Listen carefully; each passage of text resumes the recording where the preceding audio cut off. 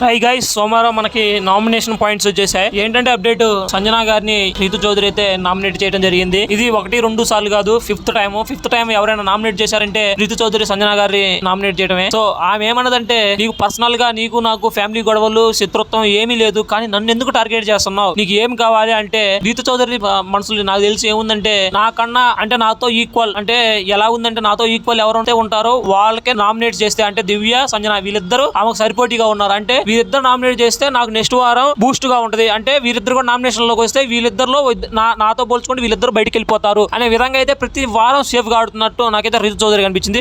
అదే విధంగా ఈ వారం కూడా ఎలా చేసిందంటే, మళ్ళీ సంజన గారిని నామినేట్ చేయడం జరిగింది. ఇది అయితే చాలా అసలు ఫేర్ అన్ఫేర్ అయితే మీరు అయితే కంపల్సరీగా కమెంట్ చేయండి గాయ్స్. నేను చూస్తున్నారు కదా, ఇది ఇమ్ము అన్న పాపం ప్రతిసారి తనుజాన్ని టార్గెట్ చేసి ఇమ్ముని అయితే నామినేట్ చేయడం జరుగుతుంది. కానీ ఇప్పుడు ఏంటంటే ఫస్ట్ నామినేట్ చేయాలనుకుంది ఇమ్మానియల్నే, కానీ తనుజ మళ్ళీ ప్లేట్ మార్చి వాళ్ళిద్దరు ఫస్ట్ అయితే ఏడ్చుకున్నారు. అంటే నీ మీద నాకు మంచి ఒపీనియన్ ఉంది, కానీ నన్ను ఎందుకు చేస్తున్నావు ఇక్కడ బ్యాడ్ గా అని పాప ఇమానియల్ అయితే ఎమోషనల్ గా ఏడ్చేశాడు. ఆ ఎమోషనల్ చూసి మన ఇద్దరం ఎప్పటి నుంచో ఫ్రెండ్స్, కానీ ఇదేందో నాకైతే అర్థం కావట్లేదు అని అయితే మన తనుజ కూడా చెప్పడం జరిగింది.